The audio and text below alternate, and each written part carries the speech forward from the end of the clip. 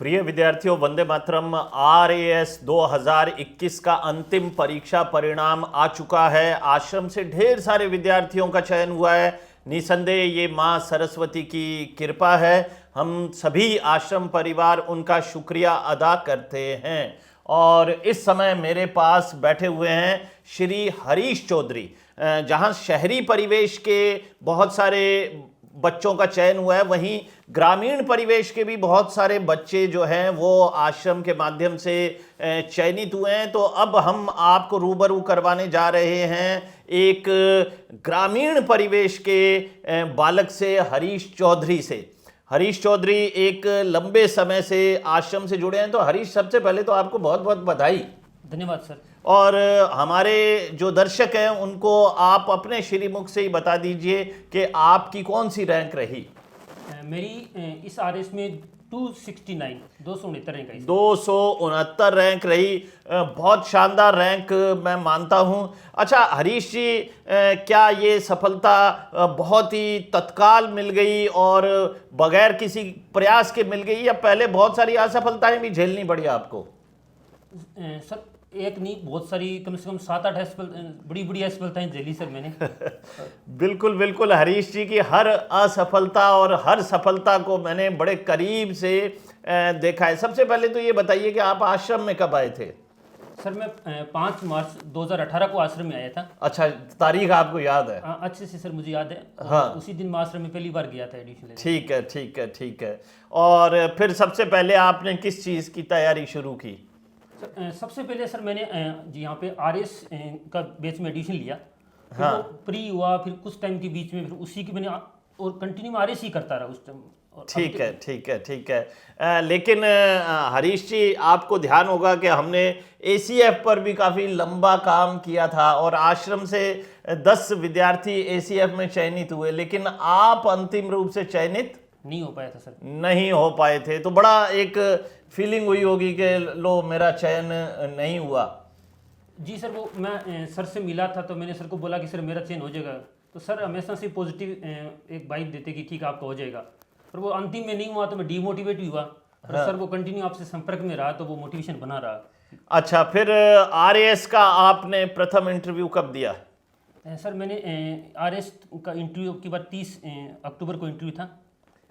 नहीं, मेरा कहने का आशय ये है कि क्या ये RAS के लिए आपका प्रथम प्रयास था या द्वितीय प्रयास था? सर RS का प्रयास मेरा सेकंड था। पिछली बार मैंने मेंस दिया था जिसमें 330 मार्क्स थे, वो मेंस नहीं क्वालिफाई हो पाया था। ठीक है ठीक है ठीक है। अच्छा, फिर जैसे कि ये असफलताओं के दौर के बाद सफलताओं का दौर शुरू हो गया है, तो इससे पहले आपको कौन सी सफलता मिली? क्योंकि वो सफलता भी बहुत इम्पोर्टेंट मेरे लिए है, क्योंकि आश्रम के माध्यम से जहाँ प्रशासनिक सेवाओं में बहुत सारे लोग जा रहे हैं, लेकिन पैरामिलिट्री का आगाज़ एक प्रकार से आपने ही किया है।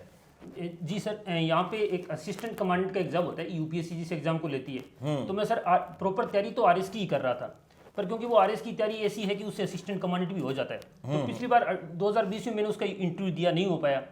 और फिर 2022 में मैंने इंटरव्यू दिया और वो फाइनल उसका हुआ, सिलेक्शन इस बार हो गया फिर उसमें सर। तो अब असिस्टेंट कमांडेंट के रूप में आपको पैरामिलिट्री की कौन सी ब्रांच, मैं कह लेता हूँ, आपको प्राप्त हुई है? सर मुझे कल ही मेरा रिजल्ट है RS का, और कल सुबह सर मुझे BSF अलॉट हुई थी। बहुत बढ़िया बहुत बढ़िया। तो अब आप किधर ज्वाइन करेंगे? सर मैं राजस्थान ही ज्वाइन करूँगा, क्योंकि यहाँ पे एक अपने लोगों के बीच में रहने का मुझे लगता है अवसर मिलेगा सर। बिल्कुल, मैं मानता हूं कि हर सेवा महत्वपूर्ण है, नो डाउट।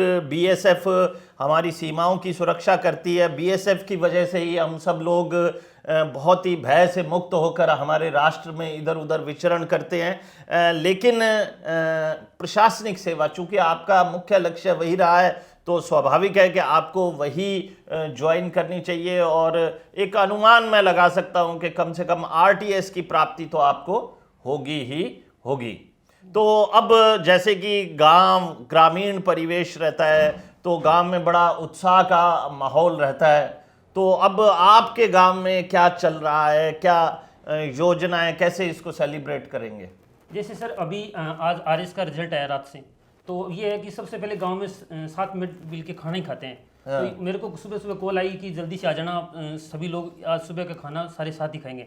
तो मैंने कहा मैं एक बार तो सर से मिल के आऊँगा और सर जितना भी उनको टाइम मिलेगा फिर मैं आऊँगा।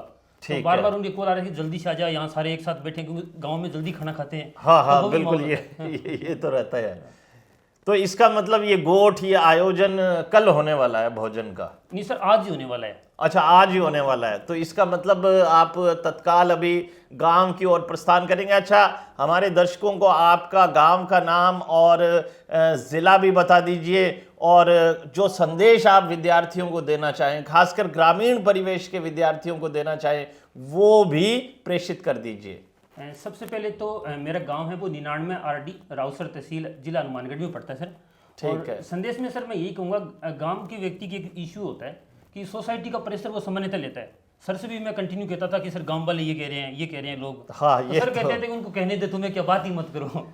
ठीक है, तो मेरे को लगता है कि आप सोसाइटी का प्रेशर ना लें, और जब आपका सिलेक्शन होता है तो सर एकदम से वो लोग हो ही जाते हैं। बिल्कुल बिल्कुल। मैं ना हमेशा एक काल्पनिक चित्र अक्सर खींचता हूँ कि गांव के अंदर एक पीपल का पेड़, और वहाँ पर कभी ताश शतरंज खेलते लोग, और वो सभी गांववासी ये चाहते हैं कि उनके बच्चे चयनित हो, लेकिन वो थोड़ा सा मूल्यांकन सख्त करते हैं जो उस पीपल के पेड़ के नीचे बैठे रहते हैं। क्यों?